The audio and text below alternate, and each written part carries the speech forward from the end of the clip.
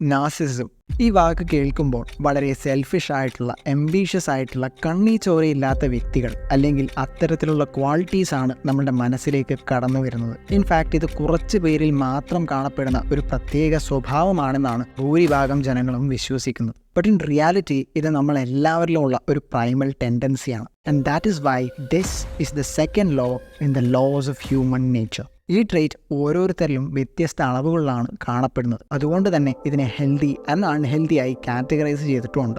അവനവനെക്കുറിച്ചുള്ള positive image, self confidence, self improvement tendencies ഇവയൊക്കെയാണ് healthy നാർസിസത്തിൻ്റെ ലക്ഷണങ്ങൾ. എന്നാൽ മറ്റെന്തിനേക്കാൾ പ്രാധാന്യം അവനവന് കൊടുക്കുന്നതും ചുറ്റുമുള്ളവരോട് എമ്പതി ഇല്ലായ്മയും ഒക്കെ ചൂണ്ടിക്കാണിക്കുന്നത് അൺഹെൽത്തി നാർസിസത്തെയാണ്.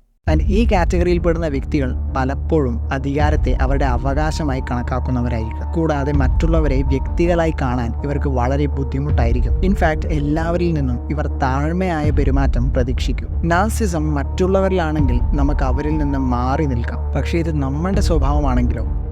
അത്യാവശ്യം നല്ല സെൽഫ് അവെയർനെസ് ഉള്ളൊരു വ്യക്തിക്ക് മാത്രമേ ഇത് തിരിച്ചറിയാനും പരിഹരിക്കാനും സാധിക്കൂ. ഇനി ഇതിൻ്റെ സൊല്യൂഷൻ എന്ന് പറയുന്നത് മെയിൻലി 2 കാര്യങ്ങളാണ്. ഫേസ്റ്റ്ലി, തിരിച്ചൊന്നും പ്രതീക്ഷിക്കാതെ മറ്റുള്ളവരെ സഹായിക്കുന്ന ഒരു ശീലം നമ്മൾ വളർത്തിയെടുക്കണം. ഇതെപ്പോഴും വലിയ ഫേവർ തന്നെ ആവണമെന്നില്ല. സെക്കൻഡ്ലി, ചുറ്റുമുള്ളവരുടെ നന്മകൾ കാണാൻ ശ്രമിക്കണം. അവർ പറയുന്നത് കേൾക്കുകയും വല്ലപ്പോഴുമെങ്കിലും അവരുടെ സ്ഥാനത്ത് നിന്ന് ചിന്തിക്കാൻ ശ്രമിക്കണം.